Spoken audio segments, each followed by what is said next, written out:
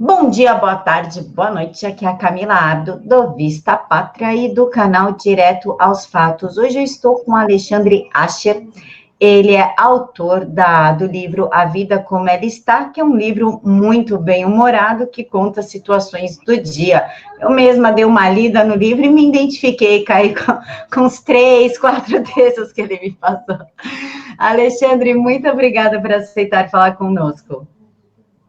Não, Camila, bom dia, boa tarde, boa noite, dependendo da hora de quem está assistindo.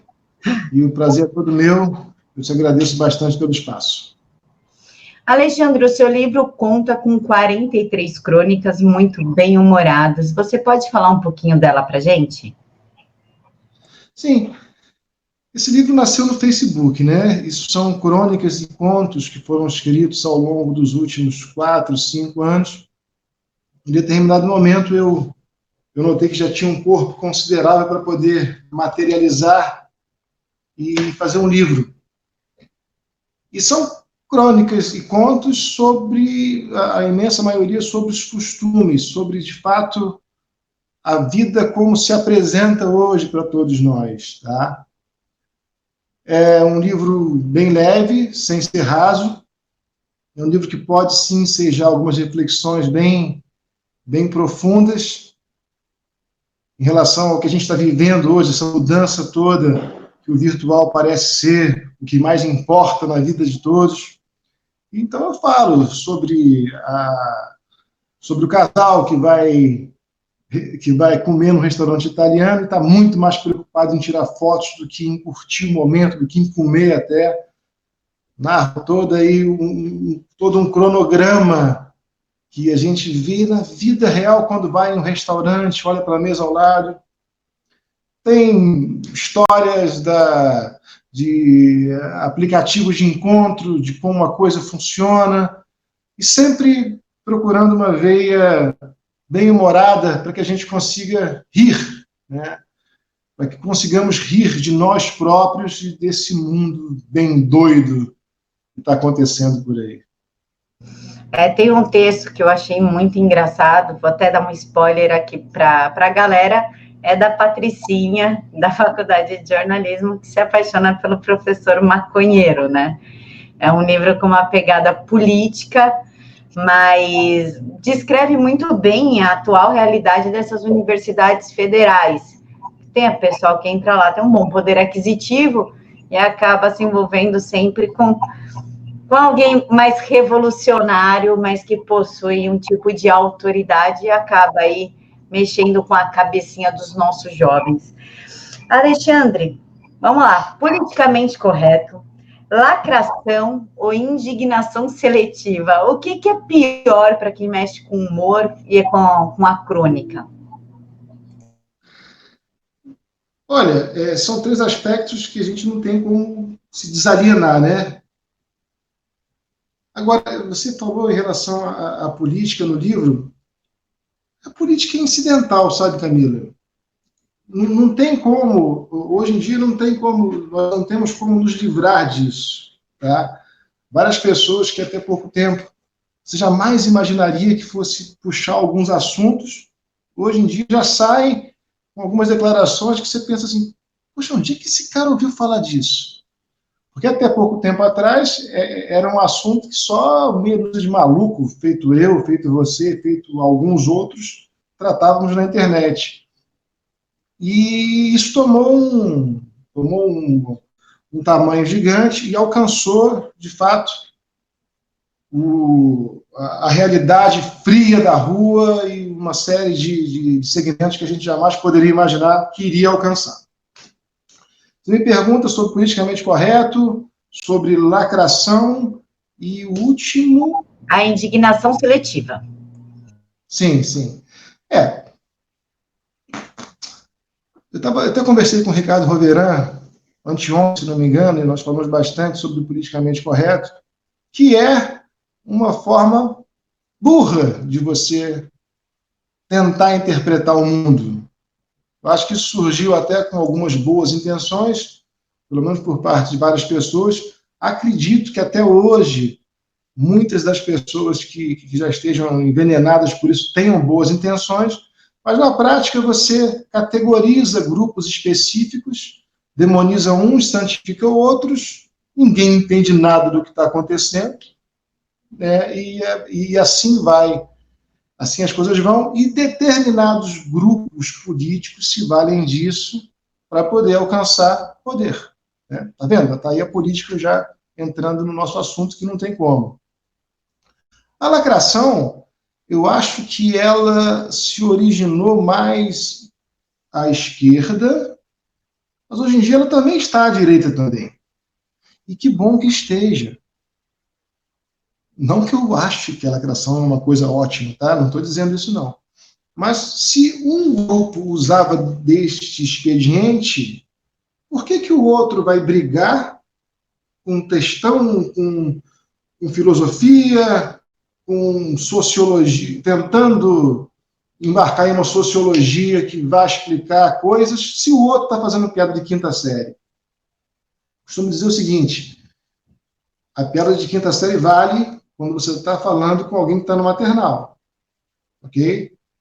E, em relação a isso, eu acho que a indignação seletiva vem no bojo. Tá? E quer saber? Também existe a direita também. A esquerda começou com isso, mas em toda essa batalha aí pelo poder e política, a direita também, em alguns momentos, se indigna seletivamente. Tá? Eu sou uma pessoa que está à direita, tenho os meus princípios meio conservadores, mas é assim que eu observo.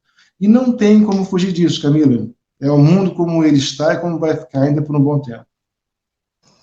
Alexandre, o politicamente correto colocou um lacre na boca da maioria das pessoas, digamos que 90% aí dos internautas já passaram por alguma espécie de... Meu querido, você falou do negro, olha, sabe, essa lacração toda e acaba lacrando a boca dos outros, porque as pessoas ficam com medo e aí promove-se uma espiral do silêncio. Você vê alguma forma de contornar, até usando o bom humor, sem entrar em embate, sem criar uma discussão, para contornar essa situação? É água, hein? Não é a garrafinha do Lula, não, hein? É água, pessoal, fiquem tranquilos. Desculpa, te cortei. Não, eu perguntei se existe alguma forma de humorar o forno. Camila, eu acho que justamente o humor é uma das melhores formas de você lidar com isso. Não necessariamente o humor pastelão, humor escrachado, mas um humor leve que você insere aos poucos em diversos aspectos, né, da vida social. No meu caso, que escrevo crônicas e contos, eu não sei agir diferente. Não são textos humorísticos. Tá? Em alguns, se você se dedicar a explorar aquilo direitinho, você vai até ficar triste. Mas mesmo dentro dessa tristeza que também é incidental, pela nossa miséria, você vai ter um escape, uma luz no fim do túnel de alegria. Entendeu? E não tem como agir diferente. Eu, pelo menos, não sei. Eu não saberia guerrear culturalmente de outra forma. Agora, eu vou repetir o que eu falei com o Ricardo no domingo. Quanto tempo que demoraram para trazer a situação até o estado em que ela hoje se encontra? E quando eu digo demoraram, sim, eu estou me referindo, sim, ao mainstream esquerdista. Quanto tempo demorou? O Brasil foi caetanizado em quanto tempo? Décadas. Eu acho então, que a gente é do FHC, né?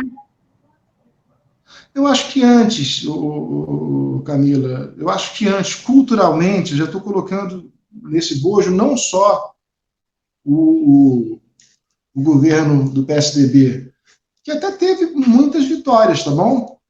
Hoje, o Fernando Henrique é uma pessoa que se dedica quase exclusivamente a falar besteira, mas olhando em retrospecto, em termos de economia, que eu sei que não é tudo, mas o Brasil evoluiu muito.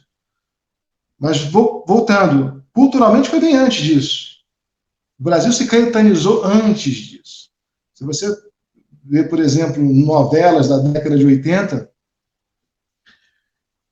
sempre que um personagem era o conservador, ele era retratado de forma caricata.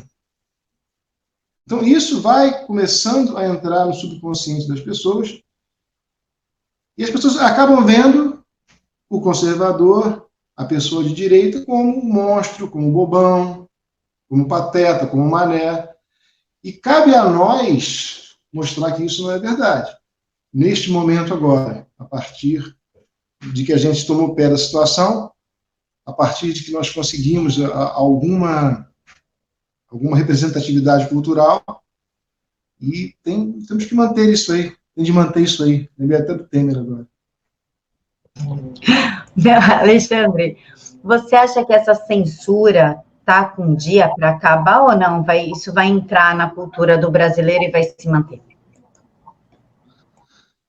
Bom, não sei se tem hora para acabar, mas já existe um movimento contrário, que não existia antes. Ou se existia, era muito tênue. Porque realmente, hoje há um embate de forças, que não existia antes. E vai depender, Camila, do quanto as pessoas mais à direita, com uma vertente mais conservadora, que não tem nada a ver com santidade, tá? Tem a ver com você considerar que toda uma bagagem cultural de séculos não deve ser jogada fora, e você não deve confiar mais num moleque de 12 anos jogando PS4 do que num coroa de 55, 60 que já viveu uma vida. Ok? Então, se eu não sei dizer quando, eu nem ninguém, né? Quando isso vai acabar, pelo menos eu tenho alguma esperança de que, como teve um start na, digamos assim, cultura conservadora, existe já um oponente e vamos em frente. Alexandre, como cronista, um cara que está aí observando o comportamento humano, está fazendo textos e... Desculpa, tudo bem aí? Tudo bem. Eu vou voltar à pergunta, tá? Tá. Como cronista, uma pessoa que está aí pesquisando o comportamento humano, observando o comportamento humano, colocando as situações do dia a dia uma pegada mais humorística dentro do livro, por que você acha que as pessoas estão mais politizadas? O que aconteceu no comportamento das pessoas que estimularam essa politização nos últimos anos? Saco cheio. Saco cheio de não poder falar nada. Lógico que também, em termos econômicos, nós passamos por uma crise muito grande, e talvez, não posso afirmar, isso tenha...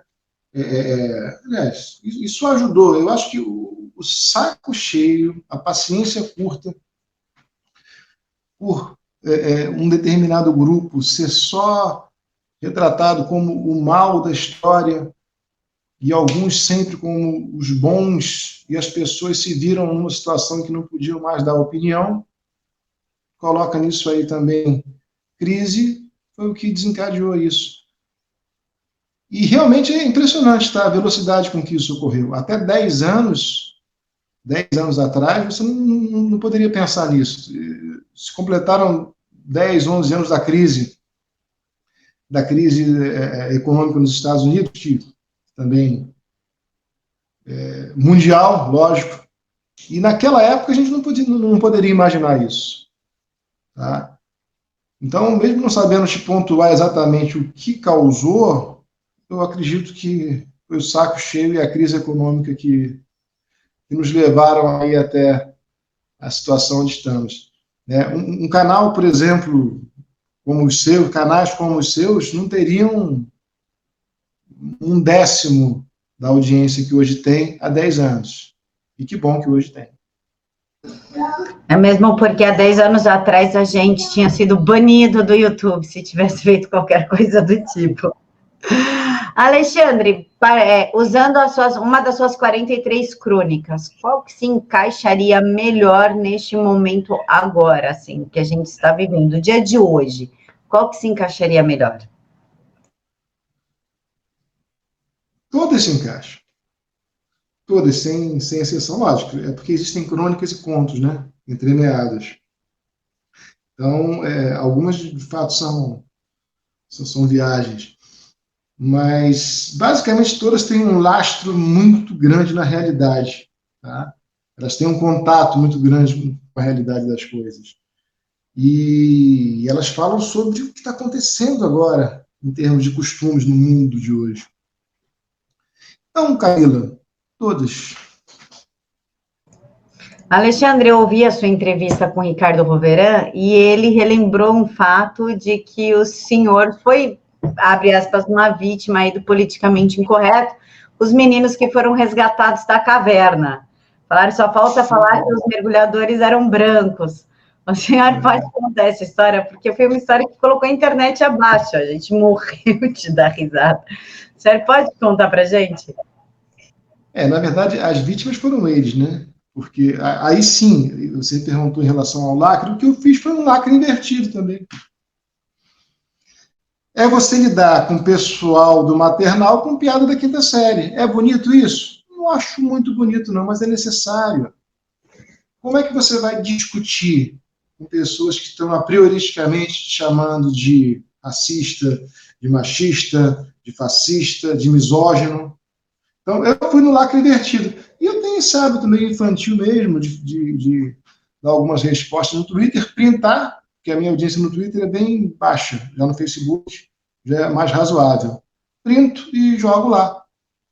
Por exemplo, hoje, na página da Ilona, eu nunca sei falar o nome dela direito, aquela do Igarapé, no Instituto Igarapé, Ilona Jabó, sei lá. Zabó, Chabó, qualquer coisa assim. Ah, Algo assim. Ela estava reclamando do incidente na favela de Paraisópolis. Tragédia. 8 pessoas morreram. Mas colocando uma culpa integral, tá, na polícia e no governo sobre a violência. Então eu, candidamente, respondi assim: Santinha, dá uma olhada nos números da violência. E coloquei lá um print que mostrava que até setembro, outubro, tinham sido reduzidos em acho que 22% alguma coisa. Lacre invertido. Aí veio um rapaz lá para falar comigo: mas nós estamos falando sobre letalidade policial, você não entendeu? Aí eu respondi: perdão, é que eu achei que vocês fossem ficar muito contentes em saber que menos gente de bem morreu. Não adianta debater muito, ok? Você tem que, de fato, ser rápido para conseguir mais eleitorado. Porque senão, Camila, a gente fica pregando para convertido, para pessoas que têm basicamente a mesma opinião que a gente. E não é bem isso, pelo menos não é isso que eu quero. Tá? Esse livro aqui, ele pode ser lido por cada um dos 42 milhões de seguidores da Anitta. Tá? Ele pode ser lido por eleitor do Andrade, do Freixo, de qualquer um desses aí que você possa imaginar. Tá? E eu quero justamente isso, porque assim você consegue, de alguma forma, civilizar melhor. Pelo menos, na minha opinião, sobre o que eu considero ser uma civilidade maior. Alexandre, o senhor pode contar mais um caso assim do Facebook que você tenha, né, invertido politicamente correto, feito uma lacração invertida? São tantas, Camila. É que você não me seguia no Facebook. Você não me seguia, você passou a me seguir hoje. Se você me seguisse antes, você teria visto. Eu não Twitter. Né, tô brincando contigo. Todo dia, por exemplo, a Vera Magalhães, eu estou sonhando com a Vera Magalhães todo dia agora. Estou sonhando com ela. Estou quase tomando remédio para dormir para não sonhar com a Vera Magalhães. Então, ela escreve algumas coisas. Hoje mesmo, o que ela escreveu, meu Deus do céu? Foi sobre terraplanista. Né? Não sou terraplanista, ok? Deixar bem claro aqui. Mas ela usou desse expediente para poder atacar o governo. E eu repito, isso eu escrevi acho que domingo. É uma frase que eu não me lembro de quem, foi até o Roberto Campos que citou, no discurso dele de posse da Academia Brasileira de Letras. Né? E falar mal do governo é uma coisa tão boa que não deveria ser privilégio da oposição. Eu concordo plenamente com isso. Ninguém está aqui para bater palma para qualquer governo. Agora, quando você vê que existe um grupo que se dedica full time a denegrir e a querer acabar com o governo, eu não me sinto à vontade para integrar esse grupo. Ok? Eu estou à parte disso. Não por fechar os olhos, não, nada disso. É porque eles estão fazendo essa tarefa de falar mal do governo muito melhor do que eu poderia. Você está entendendo? Aí ela falou isso do terraplanismo. Que o RH de uma empresa de fundo de quintal. Você é terraplanista? Aí a pessoa responde assim, sou. Tá bom, então está dispensado. Aí falou do atual governo. Você é terraplanista? Aí a pessoa, sou. Então tome aqui foi uma pasta, se não me engano, a Funarte. Se não me engano. Aí fui lá e escrevi o seguinte, que no RH do Estadão, se uma pessoa diz que não existe esquerdismo nas faculdades, ela ganha uma coluna. Foi o lacre invertido de hoje. Ela deve ter ficado. Eu vi isso daí, foi na Jovem Pan de manhã. E eu achei muito desnecessário. Ela atacou o Rafael Nogueira, que é um amigo meu, é uma pessoa maravilhosa, diminuiu o menino só porque o menino é aluno do Olavo. E depois ela atacou o Dante Mantovani pela história do terraplanismo. O que o senhor acha desse ativismo midiático de esquerda contra o governo?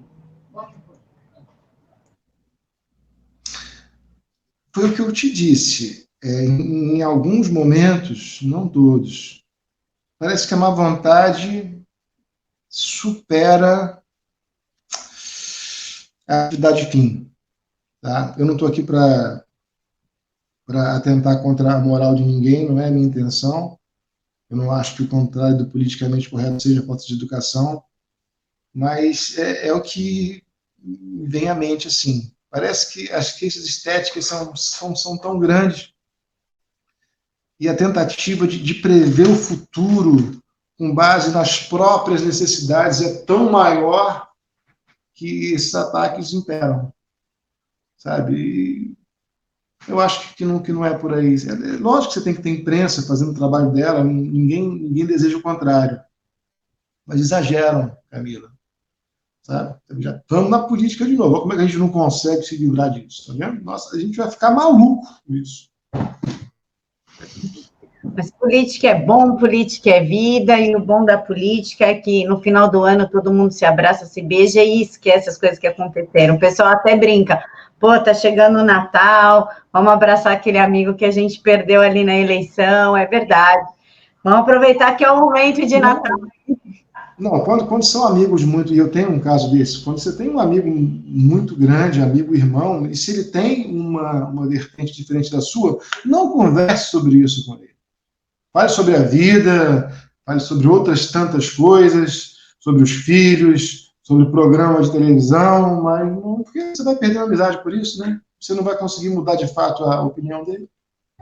Eu também penso isso. A gente não precisa levar tudo tão a ferro e fogo a ponto de botar para dentro da nossa casa, né? Alexandre, como que é ser um cronista politicamente incorreto? Lembrando que ser politicamente incorreto não é ser grosseiro, mal educado, ou que invada a privacidade alheia, e sim ser um cronista normal, livre para falar, em época de mulheres histéricas e homens gelatinas. Como que aguenta isso se palavras machucam? É maravilhoso, é excelente, é excepcional, que você consegue atingir cada uma dessas mulheres histéricas e cada um desses homens gelatina. Isso é esplêndido. Lógico, você não pode ter medo de falar certas coisas e você precisa escolher as palavras, não como uma rendição, mas como uma adaptação necessária. Porque senão, meu amorzinho, você fala para as paredes. Eu não quero, vou mostrar de novo, eu não quero que esse livro fique só no circuito direitista. Esse livro merece mais que isso. Entendeu? Esse livro merece ganhar novos públicos, que até vão ler e vão falar assim, porra, esse filho da mãe aqui escreveu isso, mas vai rir. Eu quero que a pessoa consiga rir de si mesmo, né, ao se identificar com cada história dessas aí. E entenda bem, não existe uma santificação da direita nesse livro, não, de forma alguma. Tem uma crônica chamada Foram Avisados. Quero que todos leiam essa crônica. Observo ambos os aspectos da hipocrisia que reina em um lado do espectro e em outro lado também. A vida é anárquica, não cabe dentro de nenhuma ideologia. Aliás, isso é uma frase de Paulo Francis. Também tem aqui uma homenagem ao Paulo Francis nesse livro. Tá? Então, acho muito bom, Camila. Mesmo nessa época, eu adoro zoar as mulheres histéricas. E é quase um esporte falar mal dos homens de gelatina. Por falar em homem gelatina, Alexandre, o que você pensa dessa nova geração de homens que palavras machucam, ofendem? Ai, meu Deus, minha mãe. O que o senhor acha disso? Eu tenho pena das mulheres. Eu tenho pena delas, porque normalmente não é isso que uma mulher busca em um homem, né? É lógico que eu não estou aqui para abrir um consultório sentimental de forma nenhuma, eu não tenho capacidade para isso. Mas o que eu vejo, o que eu escuto, o que eu leio, é que elas têm se queixado bastante, sabe? De falta de iniciativa, de falta de coragem, de falta de pegada. Então, eu tenho pena delas. Quanto aos homens, eu acho que uma grande parte se amedrontou, uma grande parte se recolheu em virtude desses tantos anos de discurso midiático, elegendo a mulher como ser indefeso e o homem como ser opressor. Quando, na verdade, esses papéis se misturam. Quem já foi casado sabe disso, ok? Quem observa, quem conversa com as pessoas também sabe disso. Então, qual que é o jeito para isso? Olha, Camila, eu tento com humor, de alguma forma, talvez, de alguma forma, ajudar, tá? Mas a curto, médio prazo, não tem. Foram décadas se plantando estes princípios. Como é que a gente vai conseguir, assim, em poucos anos? Como é que você vai conseguir mudar a cabeça de um CEO de 40 anos de uma empresa que passou a vida inteira debruçado sobre esses princípios, na minha opinião, mentirosos, tomando leite de soja? Isso aí é uma hipérbole, tá? Não estou dizendo que o leite de soja seja proibido, não. E vendo GNT. Como? Você não vai conseguir mudar do dia para a noite isso. Tem que ter paciência e pé na tábua. Doutor, essa geração de mulheres histéricas que... Professor? Oi? Professor? Nossa, desculpa, é o costume. Não tem porquê. Desculpa, Alexandre. Eu vou voltar. Alexandre, e essa geração de mulheres histéricas que tudo é assédio, o cara não pode chegar e falar, nossa, você tá bonita hoje, já vira textão no Facebook, ó, meu Deus, o machismo me pegou. Como é que o senhor analisa essa imbecilidade feminina, como eu sou um alvo frágil, de uns anos para cá, digamos, de uns 10 anos para cá? Eu lamento, Camila. Eu lamento porque eu converso com muita gente. E, digamos assim, a imensa maioria das mulheres está se queixando. A imensa maioria dos casamentos está acabando, justamente por isso. O que não quer dizer que antigamente era perfeito, tá? Eu até escrevi uma crônica que não está no livro, chamada Casamento Antigamente é que era bom, dizem. Ela retrata uma história de um casal. Não vou dar spoiler aqui não, porque ela foi publicada, mas eu fechei. Então, você tinha muitas coisas erradas no passado. Lógico que tinha. E a gente está aqui e vai ter, e sempre vai ter. Isso aqui é um mundo caído, pô. Agora, se porventura você tinha um exagero para um lado, o que se fez foi exagerar para o outro. Ok? O ideal é você conseguir aos poucos ir chegando isso mais para o meio. Demora. Repito, demorou muito tempo para chegar nessa situação atual.